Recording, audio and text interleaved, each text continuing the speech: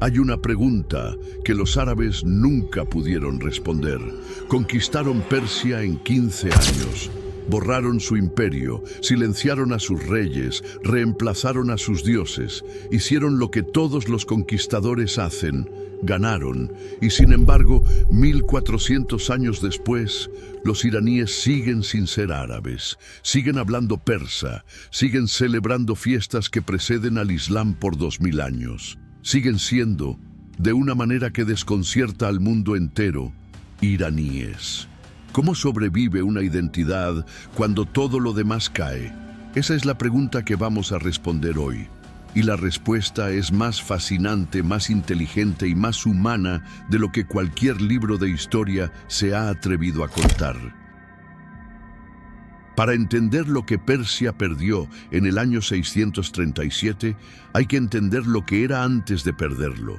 Y para entender lo que era, hay que cerrar los ojos por un momento e intentar ver Ctesifonte. Imagina que llegas a la capital del Imperio Sasánida en el año 600 después de Cristo, 37 años antes de la conquista. Cruzas el río Tigris en una barca de cuero y madera, y lo primero que ves es el arco. El Takkasra, el arco de Cosroes, se eleva 40 metros sobre el suelo, más alto que cualquier estructura que hayas visto en tu vida. Es el arco de ladrillo sin refuerzo más grande que jamás se ha construido en la historia humana. Y todavía hoy, en ruinas, en lo que ahora es Irak, sigue siendo una de las estructuras más impresionantes del mundo antiguo. Detrás del arco está el palacio. Detrás del palacio está la ciudad. Y la ciudad tiene más de 500.000 de habitantes en una época en que Roma ya es un recuerdo y Londres es una aldea con barro en las calles. El imperio sasánida no era solo un estado, era la continuación consciente de 1000 años de civilización iraní. Sus reyes se llamaban a sí mismos Shahanshah, rey de reyes, y lo decían en serio porque gobernaban desde el río Indo hasta el Éufrates, desde el Cáucaso hasta el Golfo Pérsico. Su administración era sofisticada hasta un punto que sus contemporáneos encontraban difícil de imitar. Sistemas de irrigación que convertían el desierto en tierra fértil, redes de caminos que conectaban provincias separadas por miles de kilómetros. Una burocracia que llevaba siglos funcionando con una eficiencia que el mundo romano admiraba y envidiaba.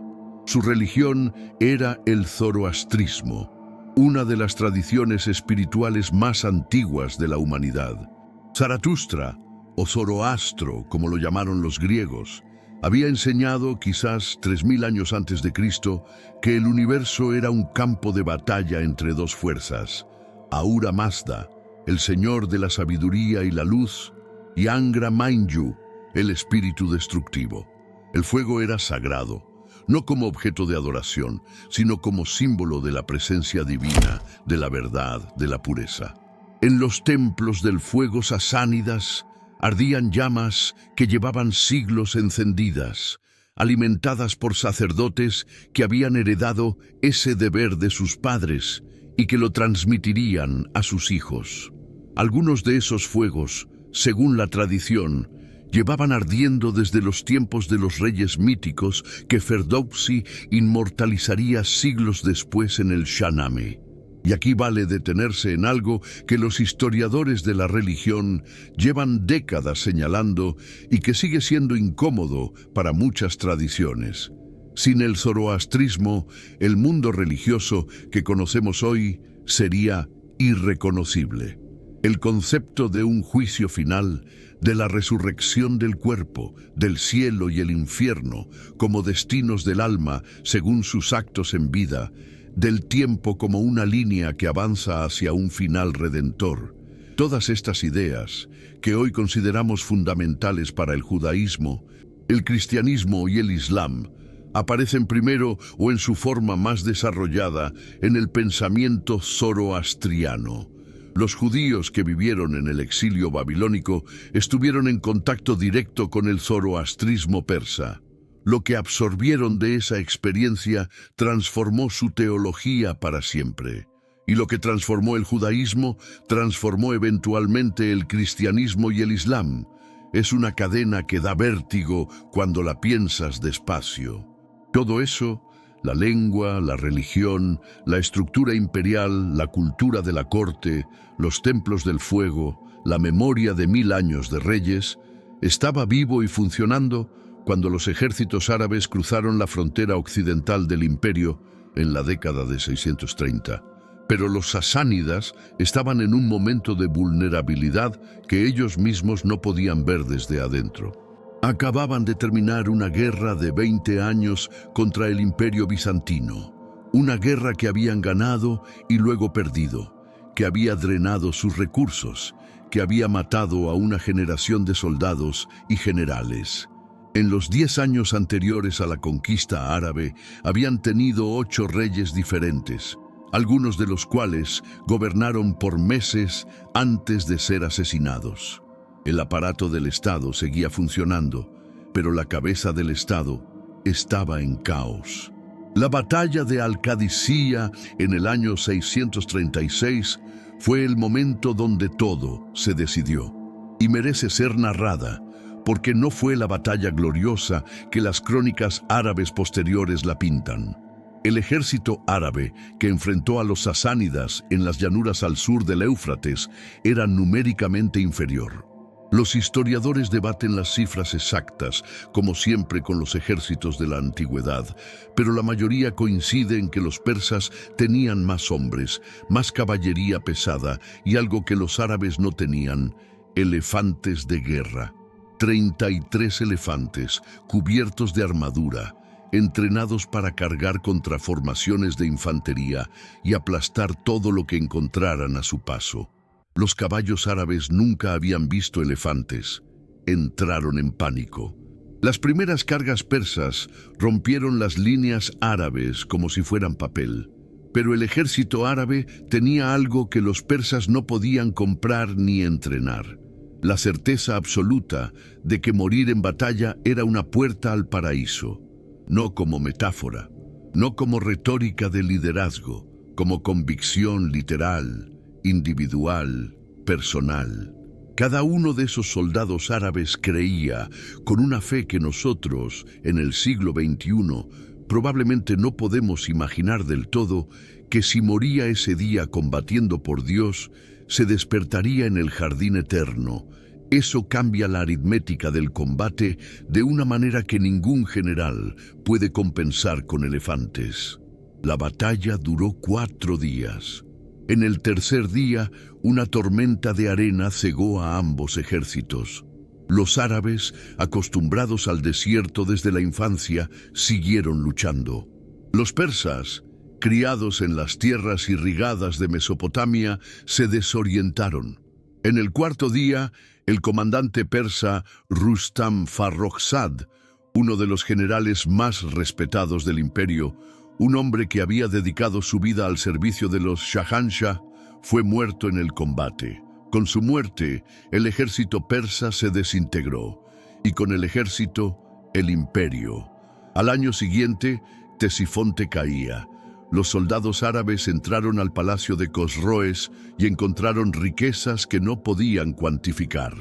Alfombras de seda del tamaño de campos de batalla, estatuas de oro, bibliotecas llenas de textos que ninguno de ellos podía leer, y ese enorme arco, mirándolos desde arriba como si les dijera: pueden tomar todo esto, pero no pueden llevarse lo que representa. El último rey, sasánida Yazdegerd III, huyó hacia el este, buscando aliados que nunca llegaron.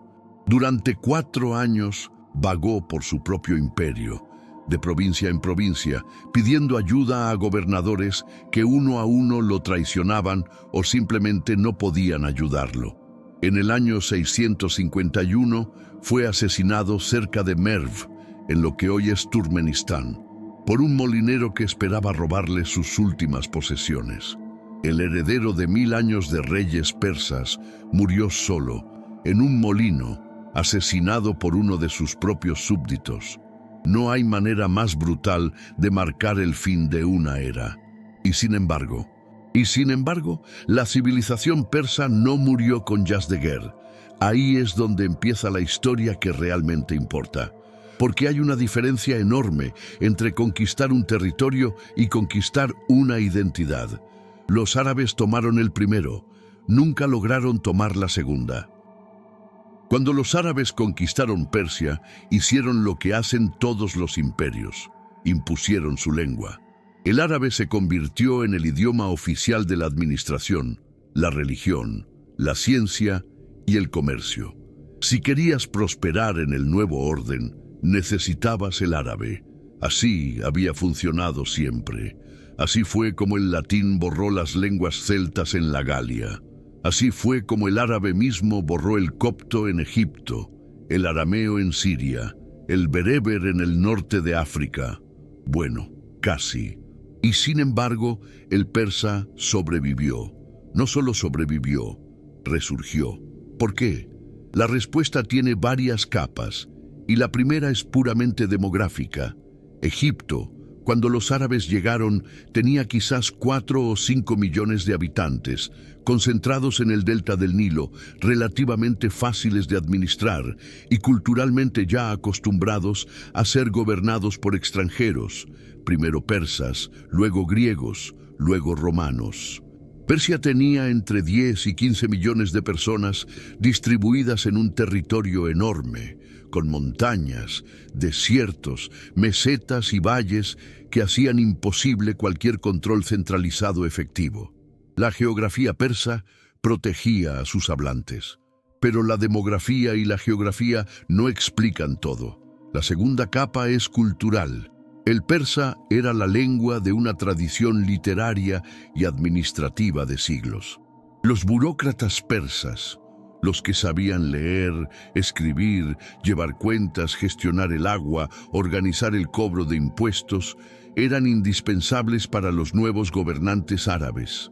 Un conquistador puede tomar una ciudad con espadas, pero no puede gobernarla sin contadores. Y los contadores de Persia hablaban persa. Esto creó una situación peculiar y fascinante. Los administradores persas aprendieron árabe para funcionar en la cima del sistema, pero siguieron usando el persa en la práctica cotidiana. El árabe fue la lengua del viernes, de la mezquita, del califa. El persa fue la lengua del lunes, de la oficina, de la casa. Y a medida que pasaban las generaciones, el persa absorbió vocabulario árabe, miles de palabras, especialmente en los campos de la religión, la filosofía y la ciencia. Pero mantuvo su gramática, su estructura, su alma. El momento simbólico de este proceso es el nacimiento del persa nuevo, el farsi, en el siglo IX. Es la misma lengua, pero escrita ahora en alfabeto árabe, enriquecida con préstamos del árabe, pero inequívocamente persa en su sintaxis y su espíritu. Y la obra que cristalizó ese renacimiento lingüístico fue el Shahnameh, el libro de los reyes, escrito por el poeta Abolkasem Ferdowsi entre los años 977 y 1010 de nuestra era. Ferdowsi es una figura que merece detenerse un momento, porque lo que hizo es casi sin paralelo en la historia de la literatura.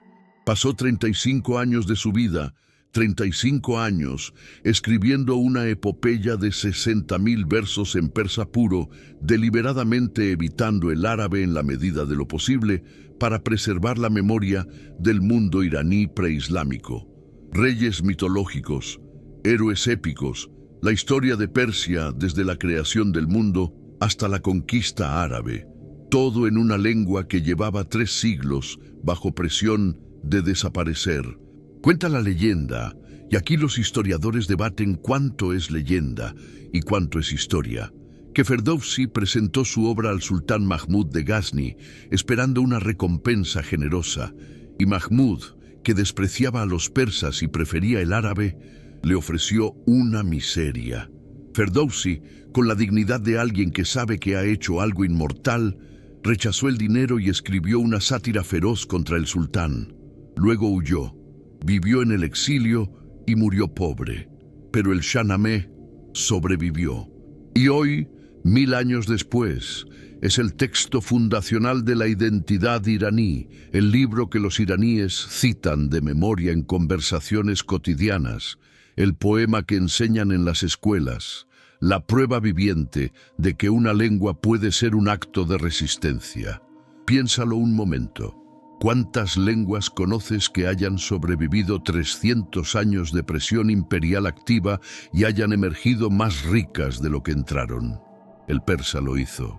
Y lo hizo porque hubo personas, poetas, burócratas, maestros, madres que contaban historias a sus hijos en la oscuridad, que decidieron, generación tras generación, que esa lengua valía la pena preservar. Aquí llegamos al momento más paradójico y más brillante de la historia persa, y es el momento donde hay que detenerse y pensar, porque lo que hicieron los persas con el Islam es algo que desafía la lógica convencional sobre conquista y resistencia. La narrativa simple dice: los árabes conquistaron Persia y la convirtieron al Islam. Persia perdió su religión, perdió su Dios, perdió su cosmología zoroastriana. Eso es una derrota total. Pero la narrativa verdadera dice algo completamente diferente. Los persas no solo se convirtieron al Islam, tomaron el Islam, lo llevaron hacia adentro y lo convirtieron en un arma de diferenciación contra los propios árabes que se lo habían dado. Y esa arma tiene un nombre y una fecha de nacimiento muy precisa. El nombre es Kerbala. La fecha es el 10 de octubre del año 680. Para llegar a Kerbala, hay que entender primero lo que era el califato en ese momento. 43 años habían pasado desde la conquista de Ctesifonte. El Islam había barrido desde España hasta las fronteras de la India. Era el proyecto político y espiritual más exitoso que el mundo había visto desde Alejandro Magno, y lo había logrado en una fracción del tiempo. Pero dentro de ese éxito había una grieta que se abría desde el primer día. ¿Quién tenía el derecho de gobernar la comunidad de los creyentes? Mahoma había muerto sin designar un sucesor claro, o eso decían unos. Otros, los que eventualmente se llamarían chiitas, del árabe shia, partido o facción, insistían en que Mahoma había designado claramente a su yerno y primo Alí como sucesor, y que los primeros 3 califas habían usurpado ese derecho. Alí finalmente llegó al poder como 4º califa, pero fue asesinado en el año 661. Su hijo Hassan renunció al califato bajo presión, y el poder pasó a los omeyas, una familia de la élite árabe de la Meca que los primeros musulmanes habían considerado sus enemigos más encarnizados. Para los chiitas, esto era una traición fundamental. El Islam había sido robado por los ricos y los poderosos, exactamente como todos los movimientos espirituales terminan siendo robados por los ricos y los poderosos. Y en el año 680, Hussein ibn Ali, el segundo hijo de Alí y nieto del profeta, decidió que no podía aceptarlo. Hussein partió de la Meca hacia Kufa, en Irak, donde sus seguidores le habían prometido apoyo masivo para enfrentar al califa Omeya Yazid, a quien consideraba un tirano ilegítimo.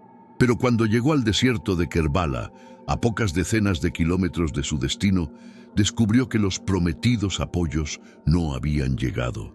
Frente a él, un ejército de 4000 soldados del califa. Detrás de él, 72 hombres, sus familiares, sus compañeros, los que habían decidido seguirlo hasta el final, y un grupo de mujeres y niños. Lo que siguió duró 10 días. El ejército omeya cortó el acceso de Hussein y su grupo al río Éufrates. En el desierto de Irak, en octubre, sin agua, con mujeres y niños, con 72 hombres frente a 4000. Hussein sabía lo que iba a pasar. Varios de sus compañeros le pidieron que negociara, que cediera, que reconociera a Yazid para salvar sus vidas. Hussein se negó, no porque fuera imprudente. Era un hombre educado, reflexivo, porque había visto suficiente política para saber exactamente lo que hacía, sino porque entendía que su muerte podía ser más poderosa que su vida. En el 10º día, la batalla fue una masacre. 72 hombres contra 4.000. No hubo gloria militar, no hubo heroísmo épico de igual contra igual. Fue una ejecución. Uno a uno, los compañeros de Hussein cayeron. Su hijo mayor, Ali Akbar, murió en sus brazos. Su sobrino de 6 meses, que Hussein llevaba en brazos pidiendo agua para el niño, fue alcanzado por una flecha. Al final, Hussein quedó solo, herido en múltiples lugares, todavía de pie. La tradición chiita cuenta que en ese momento el ejército omeya vaciló. Nadie quería ser el que matara al nieto del profeta. Shemr ibn Dil-Jawshan, el comandante que finalmente dio la orden, pasó a la historia islámica como el símbolo de la cobardía moral y la obediencia ciega al poder injusto. Hussein fue decapitado. Su cabeza fue enviada a Damasco como trofeo para Yazid.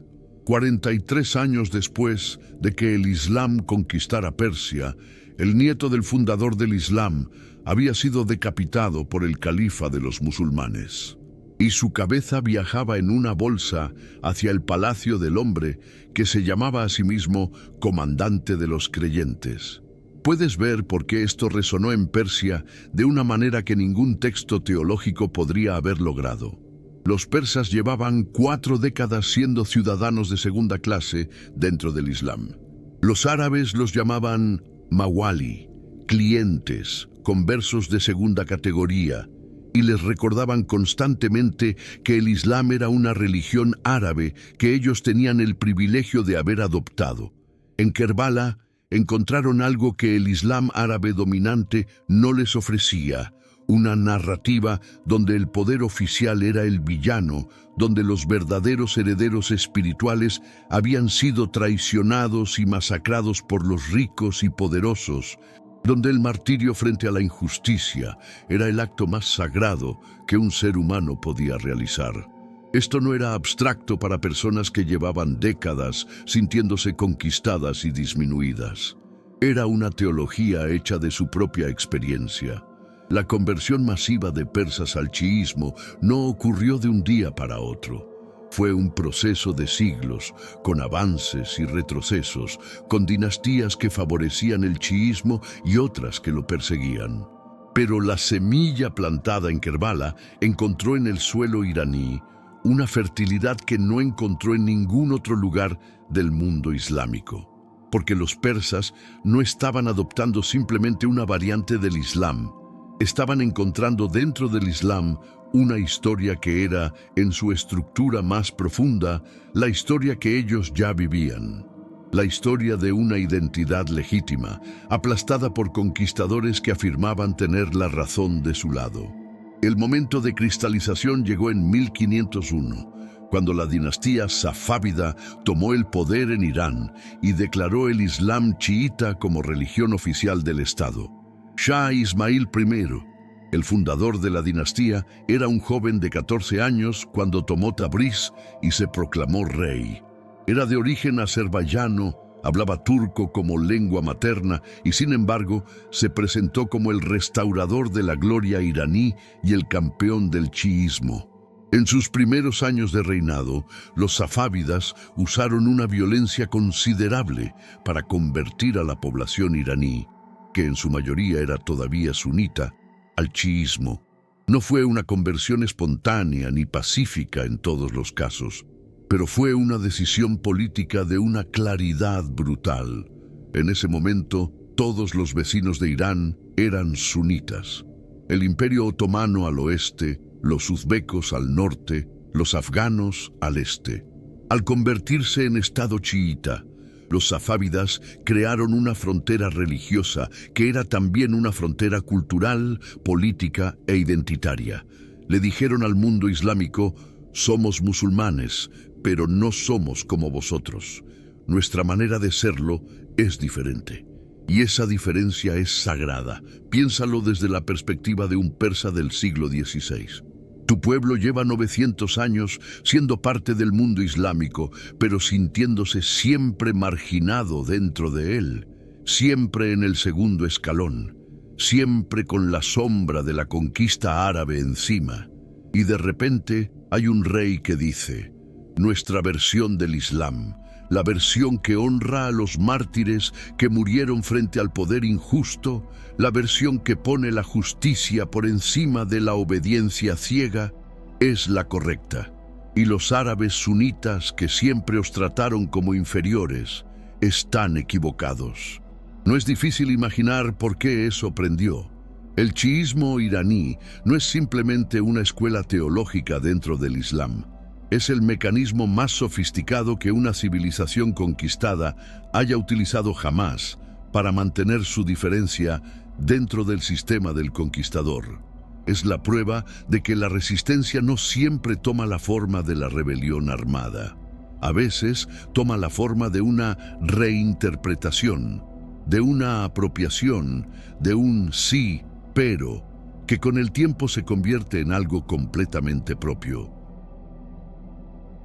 Dijimos que los persas se convirtieron al Islam, pero hay una historia más larga y más sutil que contar, y es la historia de lo que no se convirtió del todo. El zoroastrismo oficial, como institución, colapsó con el imperio sasánida. Los templos del fuego fueron destruidos o transformados en mezquitas. Los sacerdotes zoroastrianos, los magos, de donde viene nuestra palabra magia, perdieron su estatus y su poder. El Avesta, el texto sagrado zoroastriano, dejó de ser la escritura oficial del Estado. En el papel, el zoroastrismo murió, pero las ideas no mueren tan fácilmente como los templos. Ahura Mazda, el Señor de la Luz, y Angra Mainyu, el espíritu del mal.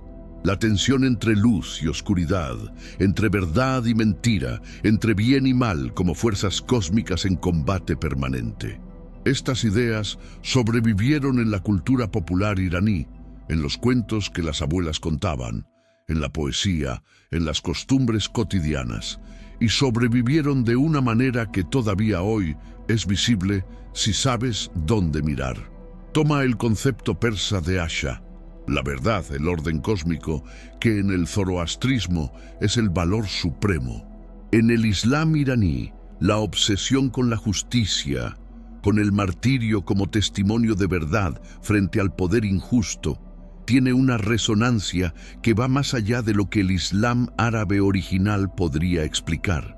Los estudiosos del islamismo iraní llevan décadas debatiendo hasta qué punto el chiismo iraní es Islam con forma iraní o zoroastrismo con nombre islámico.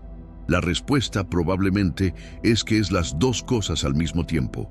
Y luego está Nowruz. Nowruz, que significa literalmente nuevo día en persa, es el año nuevo iraní, celebrado en el equinoccio de primavera el 20 o 21 de marzo. Su origen se pierde en la prehistoria, pero los textos más antiguos que lo describen son zoroastrianos. Es, en su esencia, una celebración de la victoria de la luz sobre la oscuridad, del calor sobre el frío, de la vida sobre la muerte. Un tema completamente zoroastriano. Cuando los árabes conquistaron Persia, Nowruz siguió celebrándose. Cuando los califas islámicos lo prohibieron, y hubo varios intentos de prohibirlo, porque claramente no era una festividad islámica, los persas lo celebraron de todas formas.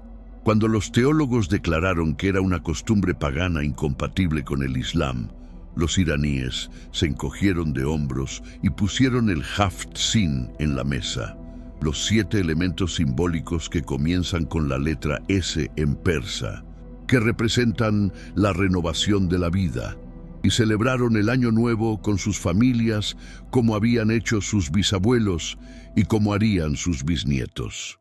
Hoy, Nowruz es la festividad más importante del calendario iraní, más importante que cualquier festividad islámica. Se celebra con 2 semanas de vacaciones, con viajes en familia, con hogueras en las noches previas, el fuego, de nuevo el fuego zoroastriano, con poesía de Hafez y Ferdowsi, con mesas llenas de simbolismo milenario. Es, sin exageración, la continuación directa de una tradición que tiene al menos 3000 años. Y no es solo Irán. Nowruz se celebra en Afganistán, en Tayikistán, en Azerbaiyán, en partes de Irak, en comunidades kurdas. En 2010, las Naciones Unidas lo reconocieron como Patrimonio Cultural Inmaterial de la Humanidad. Una celebración zoroastriana de hace 3000 años tiene reconocimiento de la ONU en el siglo XXI. Si eso no es una victoria de la identidad sobre la conquista, no sé qué es. Hubo personas específicas, poetas, filósofos, matemáticos, historiadores, que funcionaron como custodios conscientes de la identidad iraní durante los siglos de dominación árabe.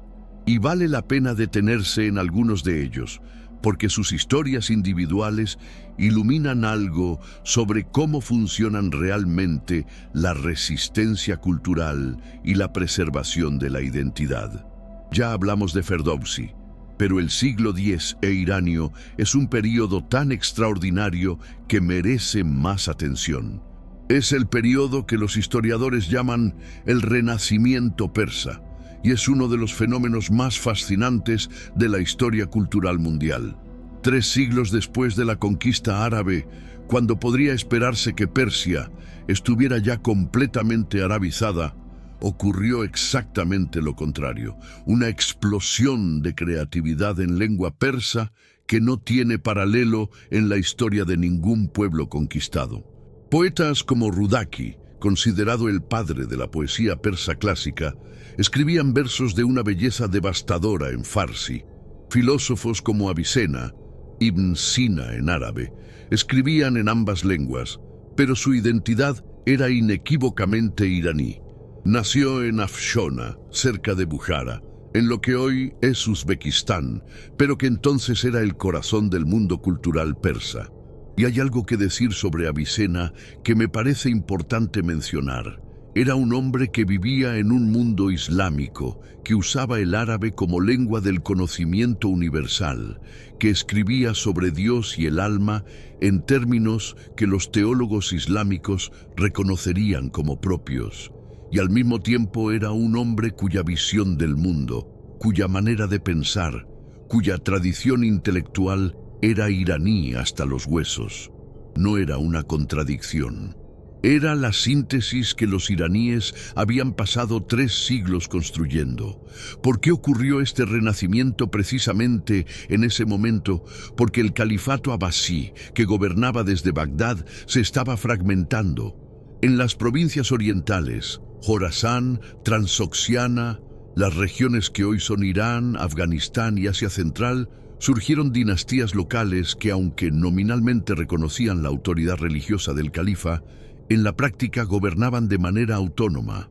Los samaníes, los buyíes, los gaznávidas, y estas dinastías, aunque musulmanas, encontraron en la cultura persa un instrumento de legitimación. Patrocinaban poetas en persa, construían palacios con iconografía sasánida, se presentaban como herederos de los grandes reyes de Persia. Esto es algo que los imperios hacen constantemente sin darse cuenta. Crean las condiciones para el renacimiento de lo que intentaron suprimir. Los califas árabes, al permitir que los persas administraran su propio territorio con cierta autonomía, dieron a los persas el espacio para reconstruir su identidad cultural, y los persas lo aprovecharon. Hay una frase atribuida, probablemente apócrifa, pero poéticamente verdadera, a varios poetas persas del período. Los árabes nos conquistaron con sus espadas, nosotros los conquistamos con nuestros poemas. No es exactamente así como funcionó la historia, pero captura algo real. La influencia cultural iraní sobre el mundo islámico fue tan profunda que el Islam que conocemos hoy, su filosofía, su arquitectura, su poesía mística, su ciencia, es impensable sin la contribución iraní.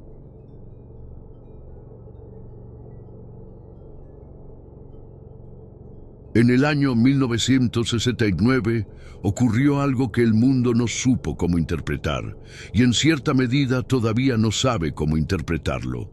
Una revolución derrocó al Shah de Irán, un monarca moderno, occidental en sus formas, aliado de Estados Unidos, y lo reemplazó con una república islámica gobernada por clérigos chiitas. El ayatolá Jomeini volvió del exilio en París y asumió el poder con el título de Rabar, líder supremo, un título que no existe en ningún otro sistema político del mundo. Occidente lo vio como un retroceso, un salto al medievalismo, una nación que había elegido el siglo VII sobre el siglo XX.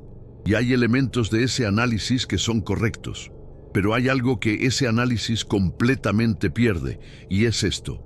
La revolución islámica iraní fue, entre otras muchas cosas, un acto de afirmación de identidad iraní frente a la influencia cultural occidental. De la misma manera que la adopción del chiismo safávida en el siglo XVI fue un acto de afirmación de identidad frente a la influencia árabe. Los iraníes no estaban eligiendo entre el pasado y el futuro. Estaban eligiendo, una vez más, ser iraníes en sus propios términos. El hecho de que esos términos sean profundamente problemáticos en materia de derechos humanos, de libertad individual, de igualdad de género, y lo son sin ambigüedad, no cambia la lógica histórica subyacente. Irán lleva 14 siglos resistiendo la disolución de su identidad, y la revolución del 79 fue un capítulo más de esa resistencia, esta vez contra la americanización del Shah. Y aquí es donde el pasado y el presente se tocan de una manera que da vértigo. Hoy, la tensión entre Irán y los países árabes del Golfo, Arabia Saudita, los Emiratos, Bahrein, no es simplemente una disputa geopolítica por el control del petróleo o por la influencia en el Líbano, Siria, Yemen e Irak. Es la continuación de una rivalidad que comenzó en el año 637, cuando Saad ibn Abi Waqqas entró a caballo en Ctesifonte y encontró algo que no podía nombrar. Es la tensión entre dos mundos que llevan 14 siglos coexistiendo sin llegar a comprenderse del todo. El mundo árabe y el mundo iraní, ambos musulmanes, ambos herederos de civilizaciones antiguas y complejas, ambos convencidos de que representan la versión más auténtica de lo que el Islam debería ser. Y el hecho de que esa tensión todavía exista, todavía sangre, todavía defina guerras y alianzas y millones de vidas en el Oriente Medio del siglo XXI, es la prueba más clara de que lo que ocurrió en el siglo VII no fue simplemente una conquista militar. Fue el comienzo de una conversación que todavía no ha terminado. ¿Cuántas otras tensiones del mundo moderno son en realidad conversaciones que comenzaron hace 1400 años y que nadie tuvo la honestidad de nombrar como tal? Un palimpsesto es un manuscrito antiguo del que se ha borrado la escritura original para escribir encima, pero donde la escritura anterior todavía se transparenta bajo la nueva.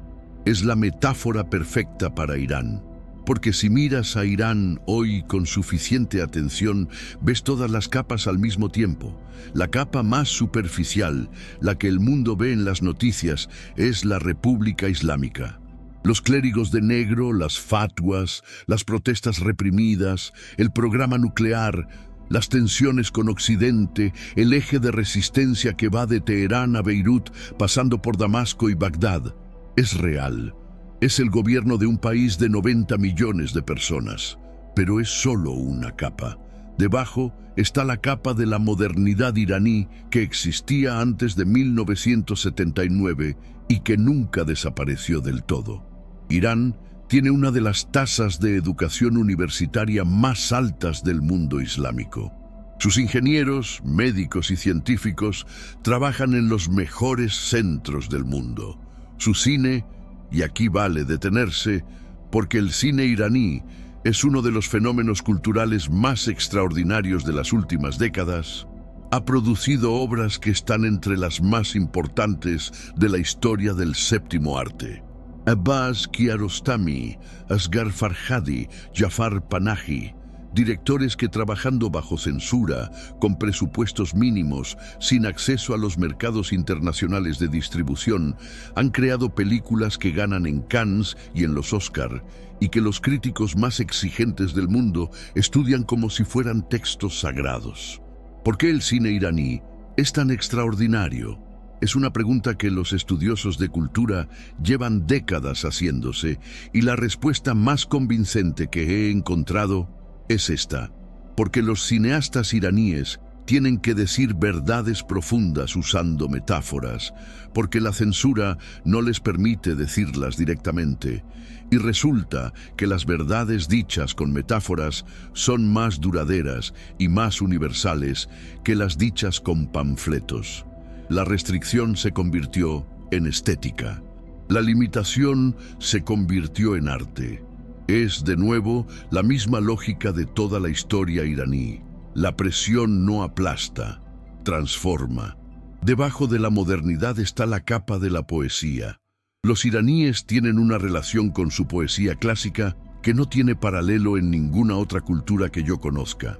Hafez, el poeta del siglo XIV que escribía sobre el amor divino usando metáforas de vino y taberna, metáforas que los teólogos nunca han sabido si tomar literalmente o espiritualmente, lo cual era exactamente el punto de Hafez, es citado en conversaciones cotidianas en Irán, con una naturalidad que en otros países solo se reserva para los refranes más gastados. Las familias iraníes tienen el diván de Hafez en casa y lo usan para la fal, la adivinación. Abres el libro al azar, lees el primer verso que encuentras e interpretas lo que te dice sobre tu situación.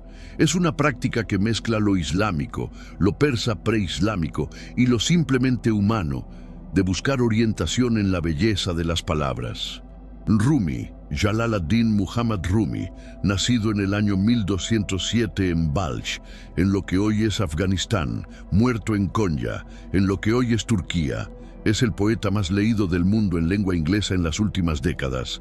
No Shakespeare, no Homero, un poeta sufí iraní del siglo XIII, en traducciones que a veces tienen poco que ver con el original, pero que capturan algo de su espíritu. En Occidente lo hemos convertido en una especie de gurú de autoayuda espiritual, lo cual probablemente le haría gracia y algo de tristeza al mismo tiempo.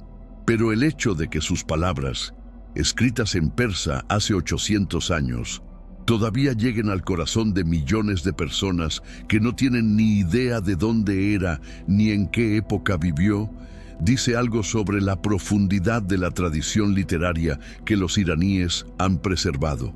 Debajo de la poesía está la capa de la identidad en tensión. Y aquí es donde el Irán de hoy es más interesante y más urgente. Los jóvenes iraníes, la generación que nació después de la revolución, que creció bajo la República Islámica, que nunca conoció otro sistema, están experimentando una desafección religiosa masiva que las encuestas que se filtran desde el país y los testimonios de los millones de iraníes de la diáspora confirman repetidamente. El Islam, como identidad oficial del Estado, les resulta cada vez más ajeno. Muchos se describen como culturalmente iraníes, pero no religiosos, o abiertamente agnósticos o ateos.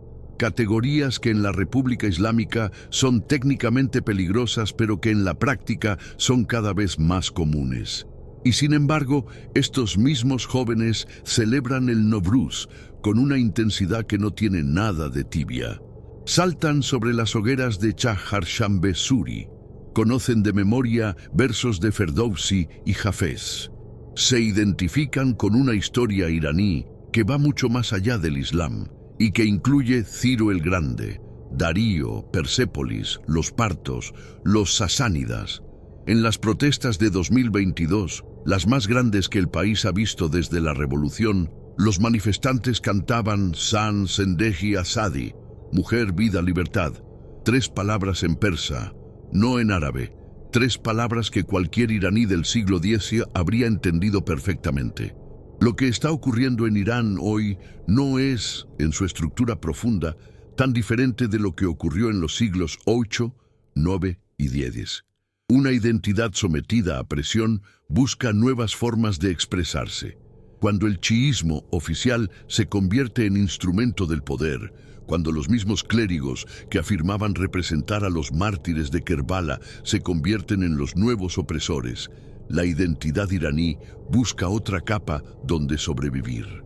Y la encuentra, como siempre, en la lengua, en la poesía, en el fuego de Nowruz, en la memoria de un pasado que ningún régimen ha podido borrar del todo. Cyrus Farahani, un nombre inventado, pero una persona real en miles de variantes, tiene 25 años, vive en Teherán, estudió ingeniería, no va a la mezquita, no ayuna en Ramadán y considera que el régimen es una catástrofe para su país. Pero el 20 de marzo, cuando llega el equinoccio de primavera, pone el haft-sin en la mesa con su familia, llama a sus abuelos, come arroz con hierbas y pez ahumado como marca la tradición, y siente algo que no sabe exactamente cómo nombrar, pero que reconoce como suyo. Algo muy antiguo, algo que lleva 3000 años transmitiéndose de mano en mano, de voz en voz, de fuego en fuego. Eso es lo que los árabes del siglo VII no pudieron tomar. Eso es lo que los mongoles que arrasaron Irán en el siglo XIII no pudieron tomar. Eso es lo que los safávidas manipularon pero no inventaron. Eso es lo que la República Islámica ha intentado reemplazar con su propia versión de identidad y que, 4 décadas después, sigue siendo más fuerte que cualquier decreto gubernamental. El palimpsesto sigue escribiéndose. Y la escritura más antigua, la que está debajo de todas las demás, todavía se transparenta. Volvamos por un momento a ese general árabe, Saad ibn Abi Waqqas, de pie en Ctesifonte en el año 637, mirando algo que no podía nombrar. Lo que no podía nombrar era esto: la diferencia entre tomar un territorio y tomar una identidad. La diferencia entre que una civilización pierda su estado y que una civilización muera. Son 2 cosas completamente distintas, y la historia de Irán es quizás el ejemplo más largo y más documentado de esa distinción.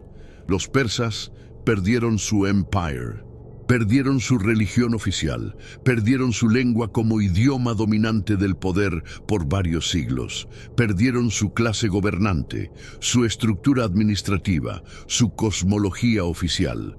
Perdieron casi todo lo que un Estado puede perder, y sin embargo, aquí está Irán, 14 siglos después, siendo todavía e inequívocamente iraní, hablando persa, celebrando Nowruz, rezando a un dios árabe con un acento de resistencia que viene de mucho antes del Islam. ¿Qué hace que una identidad sobreviva cuando todo lo demás cae? No hay una respuesta simple. Pero lo que la historia iraní sugiere es que la supervivencia de una identidad depende de ciertos elementos que son más resistentes que los estados, más duraderos que los imperios, más profundos que las leyes. La lengua que una madre habla a sus hijos, las historias que una comunidad cuenta sobre sí misma, las fechas del año que una familia celebra aunque nadie las haya declarado oficiales. El sentido compartido de quiénes somos y de dónde venimos. Estas cosas son casi imposibles de conquistar con ejércitos. Se pueden suprimir durante décadas, a veces durante siglos, pero si hay suficiente gente que las recuerda, que las transmite, que las defiende en el espacio íntimo de la vida cotidiana, cuando no puede defenderlas en el espacio público, sobreviven. Y aquí está la pregunta que quiero dejarte, porque me parece que va más allá de Irán. ¿Cuántas identidades en el mundo de hoy están haciendo exactamente lo mismo que hicieron los persas hace 14 siglos? ¿Cuántas lenguas, cuántas tradiciones, cuántas cosmovisiones están resistiendo en silencio, adaptándose para sobrevivir, absorbiendo lo que las amenaza y convirtiéndolo en parte de sí mismas? Y la pregunta más incómoda: ¿cuántas de esas resistencias estamos aplastando nosotros hoy, sin siquiera saberlo? ¿Cuántos Ferdowsis del siglo XXI están escribiendo sus Shahnameh en lenguas que el mercado global considera irrelevantes, preservando memorias que el algoritmo nunca va a promover, manteniendo vivo algo que todavía no sabe que necesita sobrevivir? Irán no es una anomalía histórica, Irán es un espejo. Y lo que muestra ese espejo es que la identidad humana es más tenaz, más creativa y más difícil de destruir de lo que cualquier conquistador ha sido capaz de imaginar. Que hay algo en la manera en que los seres humanos nos aferramos a quienes somos, a nuestra lengua, a nuestras historias, a nuestro fuego, que sobrevive a casi todo. El fuego de Zaratustra lleva 3000 años encendido. Todavía no se ha apagado.